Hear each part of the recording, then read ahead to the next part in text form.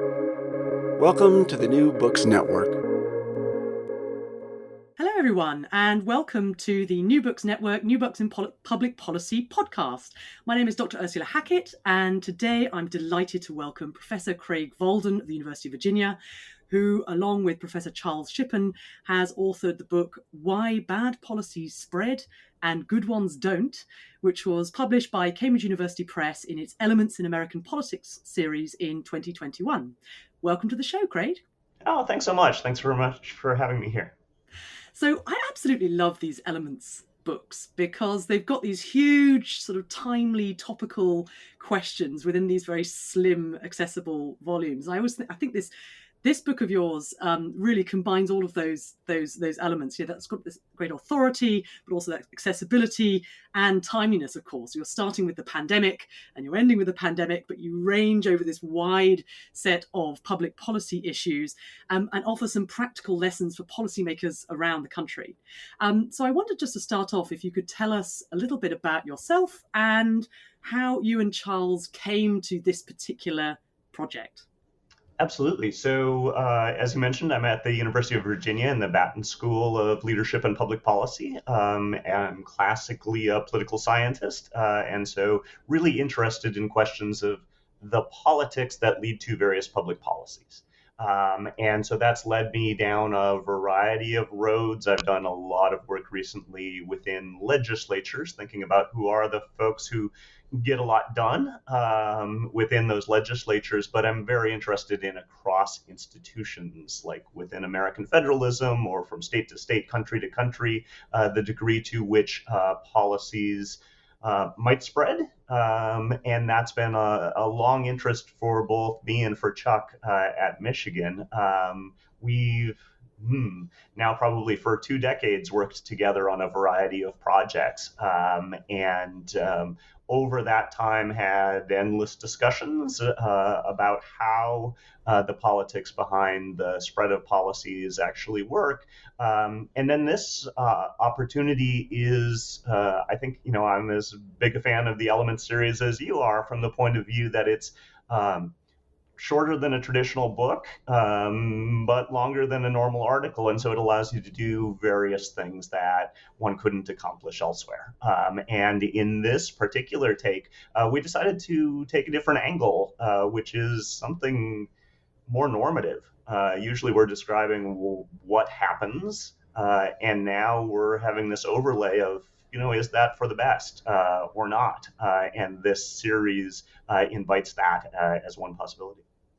So you have this very provocative title, Why Bad Policies Spread and Good Ones Don't. So what is the difference then between good and bad policies in your Right. So, understanding? yeah, I mean, initially we had to think, what do we mean by good public policies, right? And everyone has different views and, in hot debates about whether we should be masked or vaccinated and so on. There are very different sides here. And so we wrestled with that quite a while. That could have been its own book, of course. But we started with kind of the classic, if one's in a policy school, how do you think about evaluating policies? You would do cost benefit sorts of analyses. And yet we didn't want to limit ourselves to just talking about policies that have been deeply analyzed in every country or every state across the U.S. or those. And so we extended our definition a little bit there beyond just those that have benefits that exceed costs to also consider, what was the program trying to accomplish? Did it meet the goals that the proponents were setting out to meet? Is it, how would we situate it in the broader initiative of what policymakers are trying to achieve? And that allows us to say, over time, we're struggling with a lot of policy challenges. Are we adopting ones that are making a difference, putting a dent in those and moving us forward, or are we adopting those that, don't have that evidence and seem to be based on something else, maybe political considerations? Would you say that innovative policies are usually good ones? So I would define innovative in the kind of the classic policy diffusion literature. Innovative is anything that's new to you. in that. And I personally have tried a lot of things that were new to me that weren't so good, and many that were quite favorable, and continued on with those. And kind of the way we think about this is more at the process level. That idea of experimenting, trying a variety of things that we haven't tried before, and then ultimately let's keep the ones that are working well, let's abandon the ones that are working poorly, and maybe we can even learn from one another there. It's innovative and it's worked well for somebody else, for some other government, other country, other state, and let's give it a try in our case as well. Kind of the hope and positive version that we have floating through here would be, that there is this possibility that a bunch of governments could try things, they could experiment, and others could learn from them, and the good policies then spread, and the bad policies don't. That's the exact opposite of our title, though, so I'll want to dive into where things can go wrong along those lines. Well, it's a pretty good hook. You can't deny, as titles go, it's pretty eye catching. And I mean, I was just wondering about how that the directionality question, because you've got this. So you're saying that for good policies to spread, you have to have learning processes going on. Maybe we could talk a bit about more of these different processes that you're describing taking place with respect to diffusion between states and between state and federal governments. So for good policies to spread, you have to have that kind of learning. Or pretty much all the time. But is the reverse true? So, if states do learn from one another, does that always produce good policy and push out bad policy according to your definitions there? I'm thinking here about policies like welfare, right? Where policymakers might learn about ways to cut welfare rolls, not necessarily help people into meaningful work, but to reduce, or reduce in-work poverty, or other goals that we might think are the more meaningful, substantive ones, but ways that can kind of massage those figures. So I'm just wondering, where situations where that sort of the measure comes to stand for the end goal, and whether there might be learning taking place there that doesn't necessarily result in good policy according to the ways that you guys set out there. Is it both a sufficient condition for good policies as well as a necessary one, would you say? Well, one of the lovely parts about social science is there are very few absolutes, right? And so when we're talking in shades of gray, from, hey, this was really horrible, to this was really quite good, but no absolutes there. In terms of how we think about where it's much more likely to have good policies spread, that learning would take place, and we kind of lay out the ingredients for that learning as we go along. We need these experiments, and they have to be observable so that we could potentially learn from one another. There has to be the time to learn, which is not always available. When we need to quickly respond to a crisis, we might not take that time, and that's a possibility where learning could go wrong. And then we need to have kind of the expertise to learn and the incentives to learn. And by the incentives, I think that's where we're getting into what you were just dealing with. The incentives there would be to learn whether something is a good policy and whether it's applicable and whether it could spread. But those incentives aren't always for those purposes. Sometimes the incentives are for cost cutting at all means. Sometimes that's for, oh, that was really great, it helped you get reelected, rather than it was great, it served the people well in some particular policy area. And so what we lay out is this idea that learning-based policy diffusion, the spread of policies, is probably the best case one could put forward for where things could go well. And we lay that out, and we say that definitely happens, and then we can point to many, many policy areas where that does happen, and then we dive into the flip side, and the flip side is the 18 things that we list in the book that could go wrong along the way in some big categories there, and I think you touched a little bit on some of those. So tell me, can you give us a little overview of some of those obstacles to learning and creating good policy and having that good policy diffuse between jurisdictions? I mean, what would you say are the biggest obstacles Yeah, to so that sort of thing happening? we kind of binned them into four groups. And so one of the groups is what we refer to as policy attributes.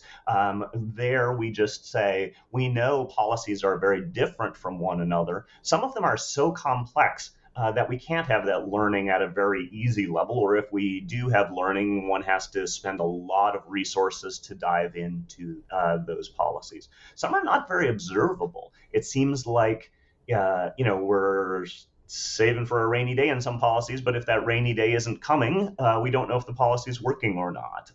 One could imagine some sort of, welfare reform that looks fantastic during, good times, but then when a recession hits or something comes along, we haven't had a chance to observe that despite the fact that it has spread rapidly. We raise the idea of various tough on crime policies that spread across the U.S. states, as everybody wanted, as an elected politician, to look tough on crime, and yet the effects of those policies aren't seen until after someone has spent some time in jail and they're released. Do we see higher recidivism rates? We didn't even know what the effects of these policies were for a good decade, and yet they had spread so rapidly. So the attributes of the policies was one of the bins where we had some concerns.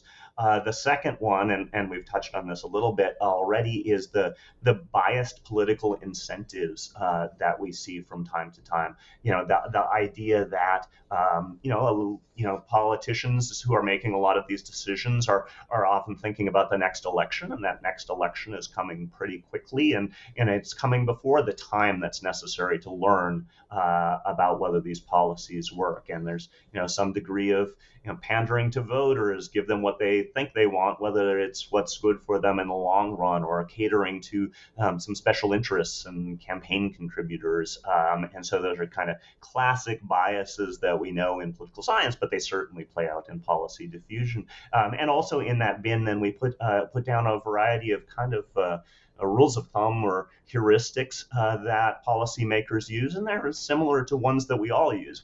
We heard about this. It sounded fantastic, and therefore we're going to adopt it. Not because it is fantastic, but just because it sounded fantastic, and I'd rather, make that decision pretty quickly to look like, well, I'm innovative as well, instead of doing all of the work that's necessary for learning. And then our third bucket of the four of where things could possibly go wrong is just the nature of political processes. Like I said at the beginning, I'm interested in the politics behind the spread of public policies. And when we look at the diffusion literature, we see lots of examples where politics kind of got in the way of learning-based policy diffusion, where legislators didn't have enough staff. Or they didn't have the specialization within, say, a committee process to learn the ins and outs of some policy areas, but instead we're generalists. And again, then we're relying on kind of that sounds good, rather than the cost-benefit analysis or the research that is available to discern whether the policy is working or not. And then our final bin of the four in terms of what could go wrong here is that learning is just one mechanism through which policies spread. Chuck and I kind of have long advocated that there are multiple mechanisms, and we tried to take the hundreds that have been described in the policy diffusion literature and boil them down. We eventually came up with four. There's some arguments back and forth about whether there's a fifth or a sixth and so on. But the four that we had were learning, which tends to, but not always, be good for the spread of good public policies. But then the other three are competition. And so governments compete with one another. And when you were suggesting maybe we're going to, undercut our programs or try to save costs or do a variety of things along those lines, that's right in line with the competition literature. With there's some literature on states in the US fearing they'll become welfare magnets if their programs are attractive enough, or this concept of a race to the bottom in some program areas where, we're not really caring about the recipients of some programs, or running prisons well, and so on. And so the nature of competition, and where can we get a little edge and maybe have lower taxes and attract more businesses to our area, might motivate rather than learning. The second one, in terms of the kind of potentially quite bad mechanisms, is imitation. This is one where, and I kind of alluded to this before, where we don't spend the time to learn, but instead, somebody adopts something and it sounds great, it looks great, it makes them look great, it makes them look innovative, and let's do the same thing here. Not because we know that it worked, but because we want to look like the cool kids. We want to look like those that have adopted these early innovations. And then the final mechanism that we point to, and something else that could go wrong, is coercion. We see across across countries there is a lot of okay, could we put on sanctions to coerce somebody's policies here? We see that within a federal system as well, where the national government might offer grants to the regions or to the localities to get them to do something that they probably wouldn't have done otherwise. Well, if the policy wasn't particularly good, they do need those coercions, and sometimes the coercion works well, and we're not absolute on any of these. Sometimes competition is good, sometimes imitation just happens to work out. Sometimes that coercion coerces people and countries and governments to do the right thing. But in each of those cases, we can point to many, many instances where no, those were taking us away from learning. Those were taking us away from the spread of good public policies. And as such, having these other mechanisms through which things spread when we don't have learning is really, hitting on the title of the book. I mean, coercion is a really interesting one, isn't it? Because it's a very emotionally charged word. It's one that's bandied around in political discourse quite a lot. And but on some level, any attempt to set the agenda on the part of the federal government could be construed as coercive, right? I mean, I suppose it's difficult to set some boundaries on that concept. Are you talking here about the more kind of the idea of punitive federalism and the kind of really antagonistic relationship between feds and state governments here?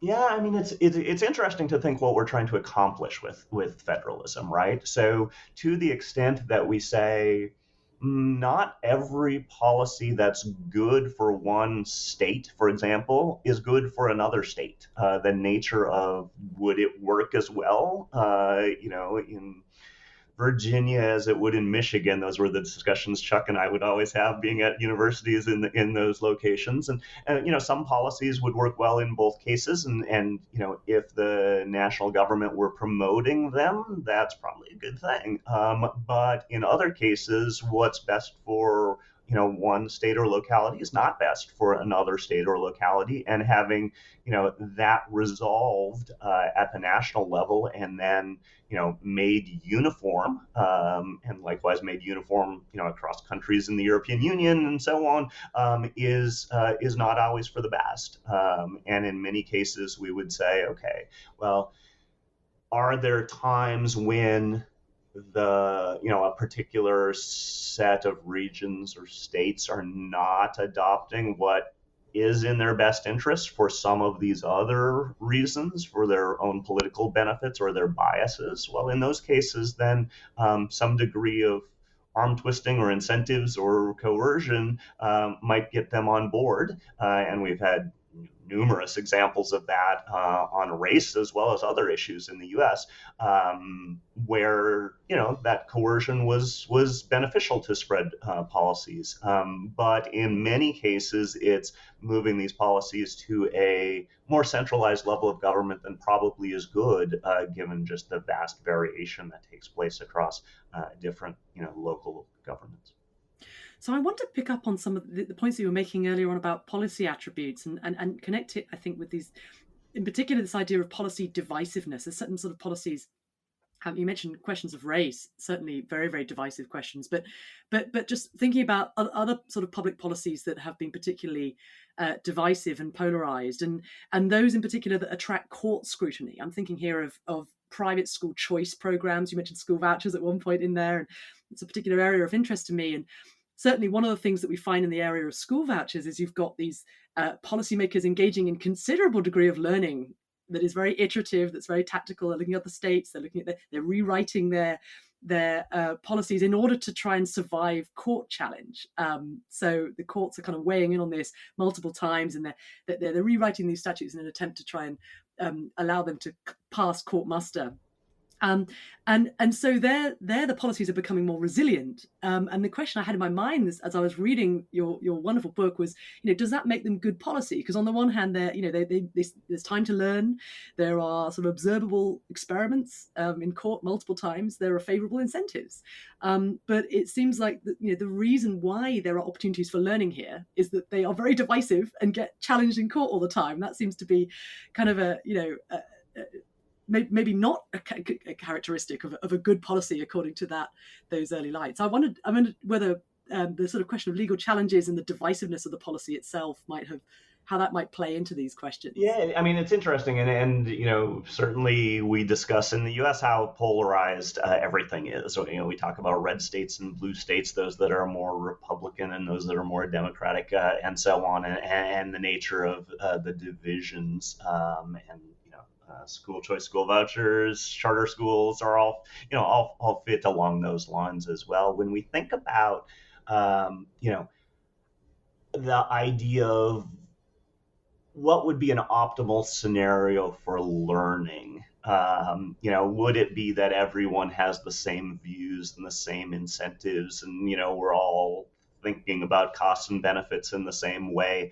I'm not convinced that that's the case necessarily, right? The idea that different people are approaching problems through very different lenses, they have different values, they weigh the costs and benefits differently. I think that's helpful for a variety of parts of the learning process. It leads to different types of experiments. Maybe ones that I wouldn't have naturally thought would be a good idea, someone else thinks is brilliant from the beginning, just because of their different perspective, and they give it a go. And then the question is, am I in a place where I'm willing to learn from others, or is the political system one in such that I'm kind of urged or forced to learn from others? And the nature of court challenges there as an overlay is fascinating from this perspective, right? Because part of what the courts are doing is they're saying there is some overarching agreement that we all had on the procedures or on what's appropriate, and there are some bounds to that in terms of our policy choices, and let's make sure that you're within those kind of widely agreed upon boundaries.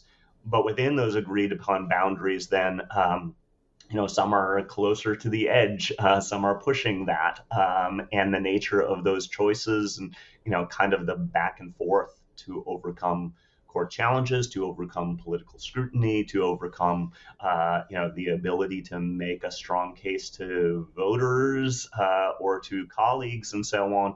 I think that's part of this experimental process.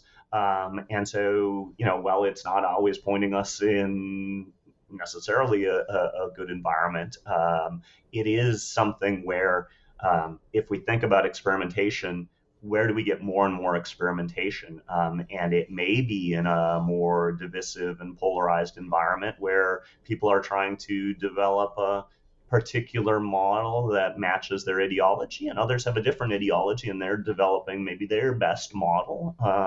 And either at that point we can see, okay, yeah, let's agree to disagree. And, these 20 states will have one policy, these 20 states will have another policy, and each find something that they believe is good for them based on how they weigh the costs and benefits. Or alternatively, it gets, popped up to a more centralized level, and, each side has put their best foot forward and tried their experiments.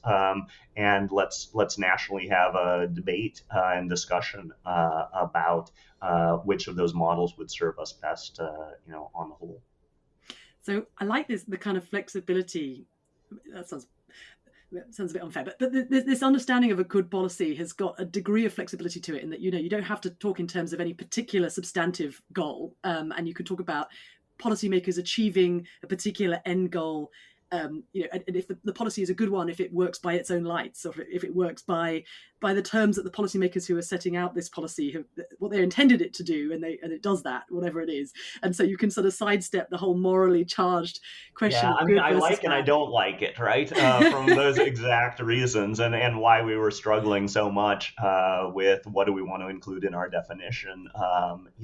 Even when we think strictly on cost benefit grounds, a very well established field in public policy, there is always a determination of, which costs and which benefits to whom, weighted in what ways, and those discussions of, okay, what's the value of a human life in various circumstances that are tough to do in cost benefit grounds.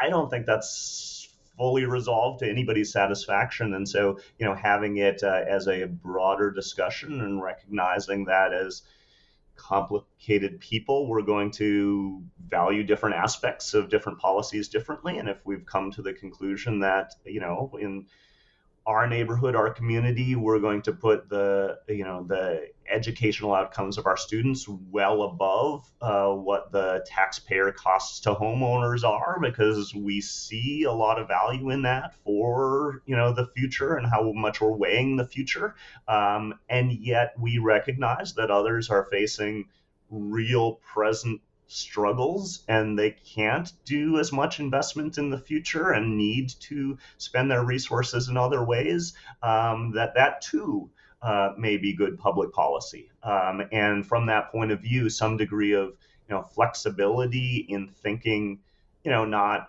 I'll just make up whatever criteria I want, but I would like to use the criteria that reflect the values in the community over which this policy is governing. That does allow this variation and this thought about, not only will the policy work here, but if it works the same here, will we find it to be more beneficial than costly given the conditions that we're facing? So, what about, situations in which, so you've got this great cost benefit analysis vision of what we understand by a good public policy, and sort of in line with the goals of the policy proponents themselves. But what about situations where the goal, the incentive is for the proponents of these policies to obscure that goal? I'm thinking particularly here about, say, targeted regulation of abortion providers, or some of the discourse around gun control that might be vulnerable to court challenge as well. That maybe there are, sort of public safety, but also maybe, I guess, to come back to the education example as well, and the school choice thing. This is about benefits to the child; it's not to the school. There are certain things that you have to be careful about how you talk about those policies, because they are politically quite divisive, and potentially also legally there are legal challenges as well. And so I'm just wondering whether it seems that there are sometimes situations where policymakers have very good learning-based reasons to obscure the policy's purposes and effects. There's a wonderful literature, which of course I'm sure which is that of Suzanne Mettler's sort of idea of the submerged state and the tax expenditures, and the way that this huge there are considerable political benefits to expanding the state in all these less visible ways, rather than through direct appropriations, but through using the tax system and all these indirect kind of third-party delivery mechanisms. So it seems that's been a growth area in recent years. Yes, I mean, and fascinating from our point of view, right? Because throughout the book, we're talking about, okay, well, what are kind of the ingredients for learning-based policy diffusion? And, among them is these observable experiments. And then, in terms of policy attributes that would help them spread, again, its observability is a kind of classic one. And so we're seeing this kind of threaded throughout the book. But then when we think about the nature of the submerged state and policy benefits that people aren't aware of, and taxes likewise that are obscured, I don't think we want to dismiss the idea that politicians don't want to be blamed for those taxes, and kind of spread them out in a variety of interesting ways that the public isn't always aware of. When we think about that just is clearly raising a set of trade-offs. Right. And the nature of those trade-offs is there may be a political benefit and maybe be a policy benefit from obscuring those in order to build up the coalition and, getting people to eat their peas when they might not otherwise want to think they would do that politically. But then we also want to be aware of very much the cost of that. And the cost of that is that if these programs are not particularly observable, and here they don't have to be necessarily observable to every member of the public, but observable to policymakers and policymakers who are thinking through those costs and benefits and thinking through whether this is a good, appropriate policy for our situation, that if they're not even observable at that level, then that does cause some serious problems for the ability to learn and the ability to see the spread of good public policies. And so, when we're talking observability, it's mostly observability to the policymakers, and the submerged state literature is more about the observability to those who are kind of on the ground paying the costs and the benefits along those lines. And so I guess I'd draw that further distinction as well.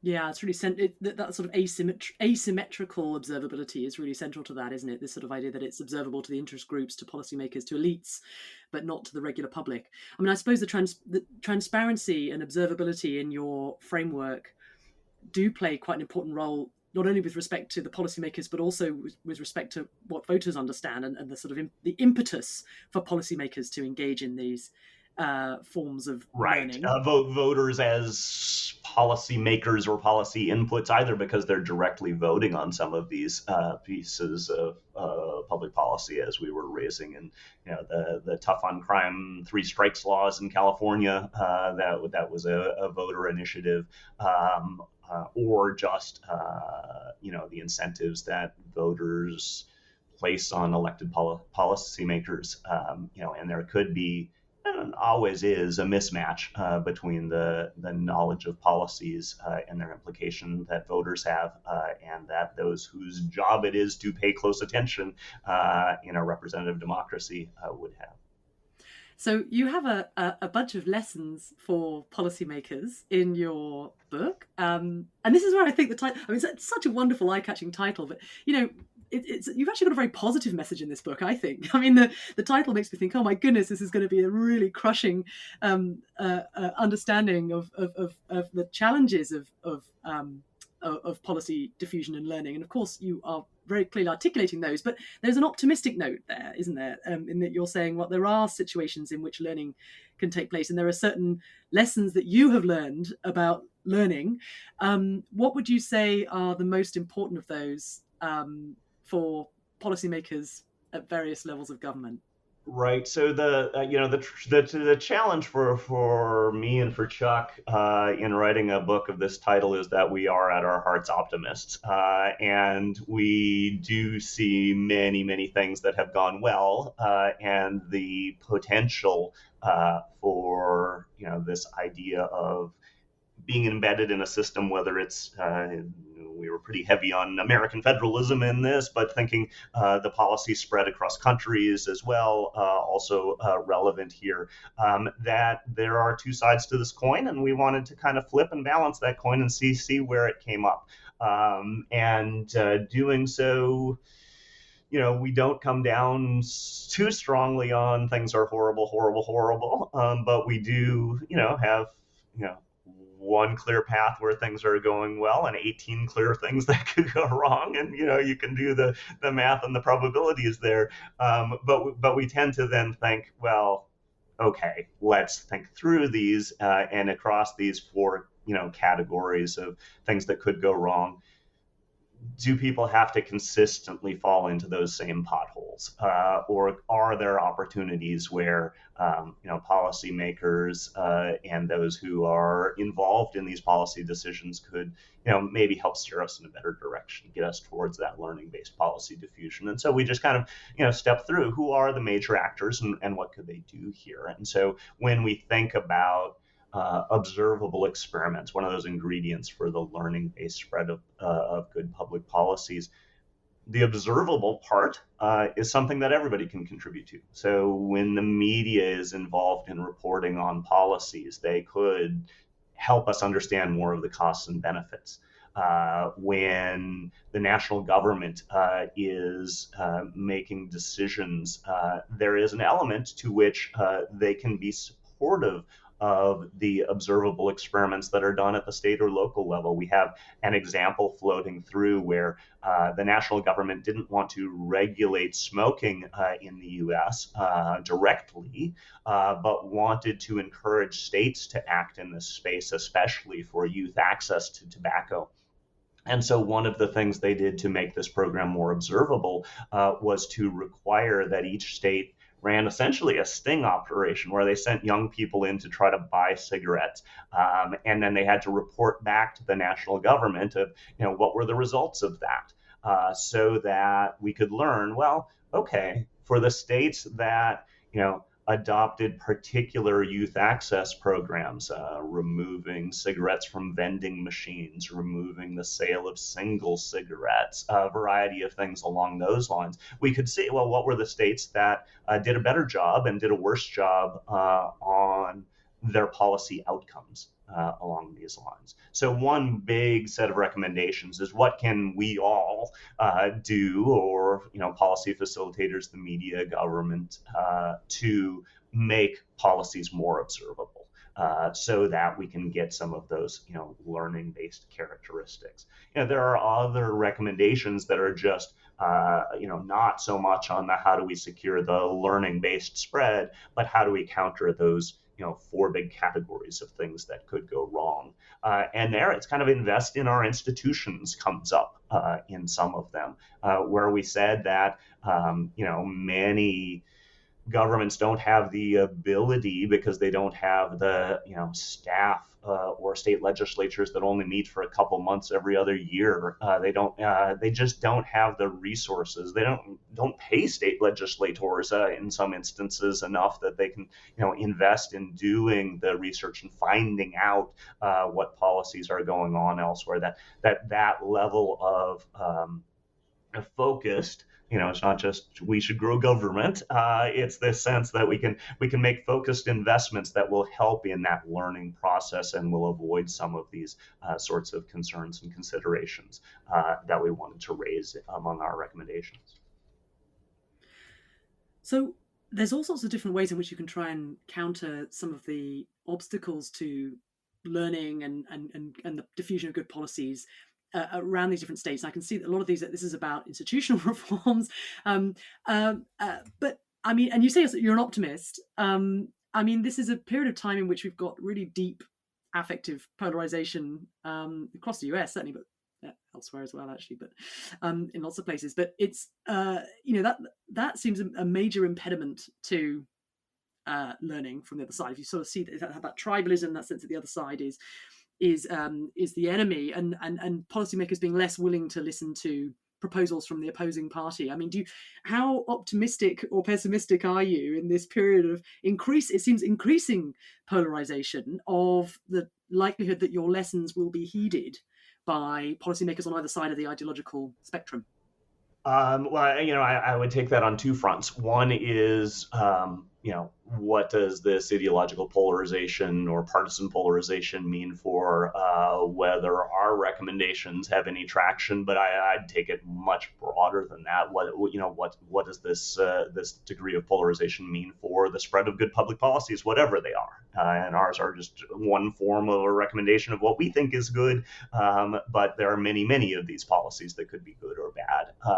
And there, I would point to some research that I've done recently where we kind of did this in a randomized controlled trial, experimental methods, survey experiments approach, where we were able to present some ideas of policies that others were trying in other localities to a variety of local government officials through an email campaign and survey experiments embedded in that.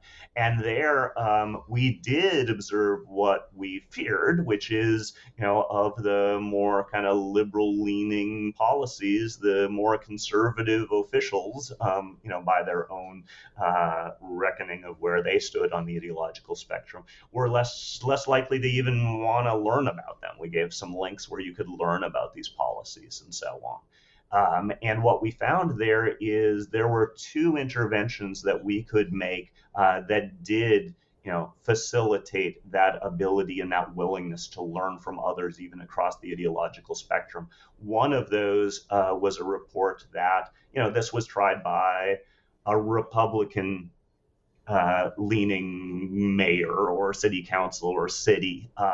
And so, although the policy itself seemed to be liberal leaning, it was tried elsewhere by Republicans, and that dramatically increased the kind of click through, well, I guess I should learn about that too rate. And so, even the degree to which, if you win one battle across the political spectrum and you can point to, no, people are trying this, let's learn, that learning can break through. And the other intervention that was positive along these lines was when we emphasized that the program was successful. Because, okay, I'll dismiss what's, across the ideological spectrum unless doing so comes at a real cost. And when doing so comes at a real cost because I'm giving up on things that actually are solving these problems that I care about, that's a real loss. And as such, when we were presenting these as big successes or even moderate successes, people were much more willing, these local government officials were much more willing to click on and learn about and find out more about these policies. And so, yep, I'm fearful, but I do see that there are paths forward, even in these kind of divisive times. I mean, just to take that a little bit further, I mean, the sense that the focus of the book inevitably is on state by state learning, looking at different their neighbors and perhaps other states that are further afield and ones that are more similar to them around the country. But there is a sort of cross-national element that's kind of that weaves through the book. It's sort of there in the background, I think. And I was very interested in this, speaking as a non-US based scholar, just about the but someone who spends quite a lot of time with US state legislators and all these different state capitals, and wondering how far, in your view, state legislators are looking beyond the United States itself in terms of their understanding of public policy and possibilities for learning. I mean, do you see them as quite sort of parochial in terms of their vision, or do you see them as really sort of reaching out and looking to other countries around the world for examples when they come to make policy? Right. So, I don't know if it's just sort of a sense of, okay, let's only think within the US, which they do, or if it's just we have 49 other experiments already going on here. Why do we need to expand that to hundreds more? As well as the kind of the nature of, well, are things really the same in Belgium as they are in, Delaware? That the nature of that. I don't see much in the way of reaching out for examples beyond other states, and that even goes to the level when we're looking at local policies. That one city will look to its neighbors within the same state, and less likely to look beyond that state. Where they look beyond the state, it's pretty good sized cities looking to very major cities. So there is this element of kind of looking upward to the bigger or wealthier nature of how that learning and diffusion takes place. But there is something about state boundaries that hits localities, and there's something about national boundaries that, at least in the U.S., which I'm familiar with, seems to limit that degree of learning.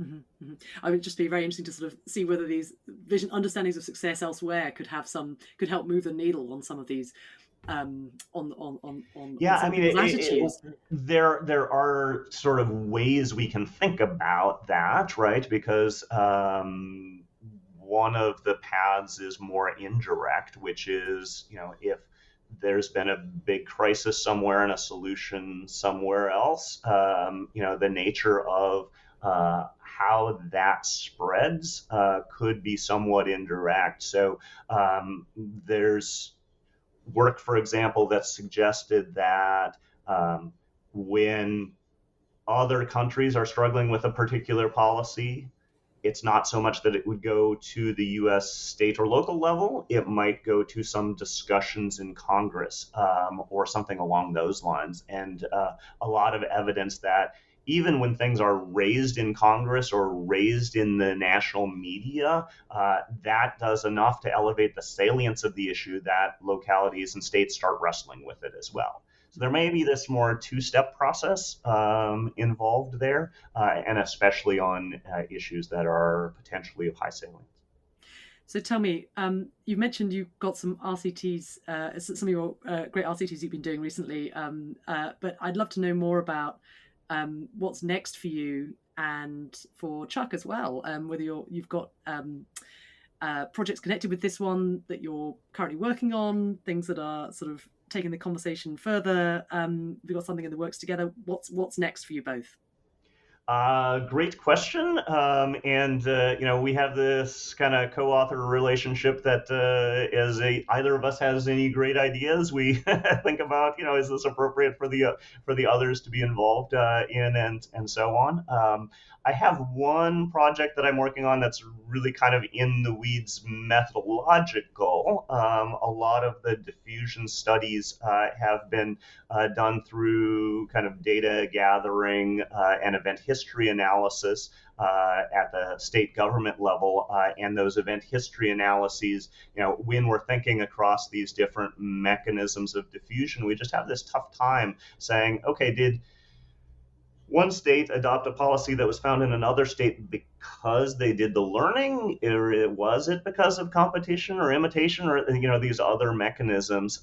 And so in some work that I'm doing with Bill Berry at Florida State and some others, we're actually running simulations where we simulate a kind of true underlying data generating process, and then we see the extent to which we can actually detect that using the methods that everybody's been using in this field for 30 to 40 years.